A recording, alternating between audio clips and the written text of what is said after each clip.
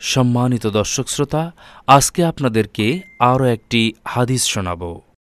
প্রতিদিন হাদিস শুনতে আমাদের চ্যানেলটি সাবস্ক্রাইব করুন। মুসা ইবনু ইসমাইল রহমাতুল্লাহ আলাইহি ইবনু আব্বাস রাদিয়াল্লাহু তাআলা আনহু থেকে বর্ণিত মহান আল্লাহর বাণী, তাড়াতাড়ি ওহী আয়ত্ত করার জন্য আপনার জিহ্বা তার সাথে নাড়বেন না। এর ব্যাখ্যায় তিনি বলেন, রাসূলুল্লাহ সাল্লাল্লাহু আলাইহি সাল্লাম ওহী নাজিলের সময় তা আয়ত্ত করতে বেশ কষ্ট স্বীকার করতেন এবং প্রায়ই তিনি তার উভয় ঠোঁট নাড়াতেন। ইবনু আব্বাস রাদিয়াল্লাহু তাআলা আনহু বলেন, আমি তোমাকে দেখানোর জন্য ঠোঁট দুটি নাড়ছি যেভাবে রাসূলুল্লাহ সাল্লাল্লাহু আলাইহি সাল্লাম সেভাবে নাড়াতেন। সাঈদ রহমাতুল্লাহ তার শাগরিদদের বললেন, আমি ইবনু আব্বাস রাদিয়াল্লাহু তাআলা আনহুকে যেভাবে তার ঠোঁট দুটি নাড়াতে দেখেছি সেভাবেই আমার ঠোঁট দুটি নাড়াচ্ছি।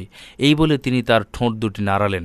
এ সম্পর্কে আল্লাহ তাআলা নাজিল করলেন, তাড়াতাড়ি ওহী আয়ত্ত করার জন্য আপনি আপনার জিহ্বা তার সাথে নাড়াবেন না। এর সংরক্ষণ ও পাঠ করানোর দায়িত্ব আমারই।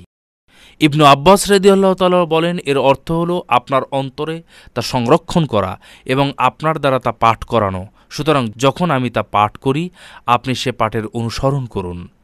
ইবনু আব্বাস রাদিয়াল্লাহু তাআলা আনহু বলেন, অর্থাৎ মনোযোগ সহকারে শুনুন এবং চুপ থাকুন। এরপর এর বিশদ ব্যাখ্যার দায়িত্ব আমারই, অর্থাৎ আপনি তা পাঠ করবেন, এটাও আমার দায়িত্ব। তারপর যখন রাসূলুল্লাহ সাল্লাল্লাহু আলাইহি ওয়াসাল্লামের কাছে জিবরাইল আলাইহি ওয়াসাল্লাম আসতেন, তখন তিনি মনোযোগ সহকারে কেবল শুনতেন। জিবরাইল আলাইহিস সাল্লাম চলে গেলে তিনি যেমন পড়েছিলেন, রাসূলুল্লাহ সাল্লাল্লাহু আলাইহি ওয়াসাল্লামও ঠিক তেমনই পড়তেন। সুপ্রিয় দর্শক মণ্ডলী, আমরা একটি হাদিস শুনলাম। আল্লাহ রাব্বুল আলামিন আমাদেরকে বিশ্বাসের সাথে, ঈমানের সাথে আমল করার তৌফিক দান করুন।